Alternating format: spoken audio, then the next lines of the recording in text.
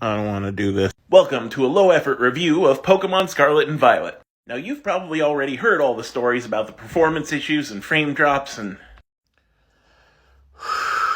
But Nintendo took a chance on all that not mattering, and what could I say? They were right.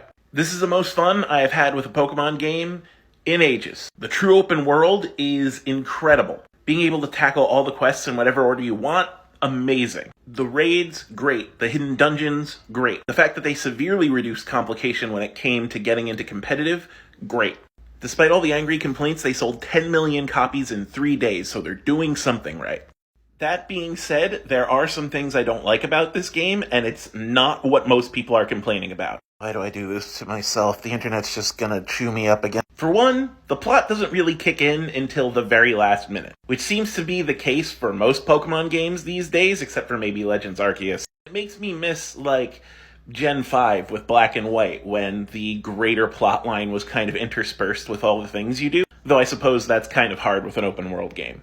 There are now some special Pokemon, like your legendaries, or like the new Raid Charizard, which you can't trade, and a lot of them you can't breed too. And that makes the whole thing feel needlessly restrictive in some aspects. There aren't trade rooms anymore, which seems dumb. That was a great addition. So now we have to use the same trade code system that BDSP used. There is a bad RNG bug in competitive right now.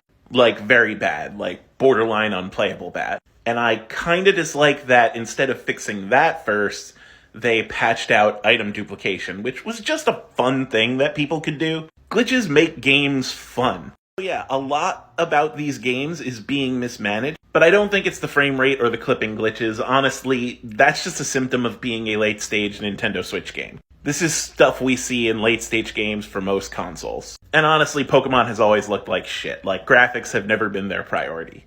I would recommend this game, but again, I probably don't have to. 10 million sales in 3 days is nuts. That's despite the review bombings. That's despite the hate campaigns. What this proves is that Game Freak and Nintendo figured out what the mainstream want, and it's not what the vocal angry people want. The mainstream wanted this.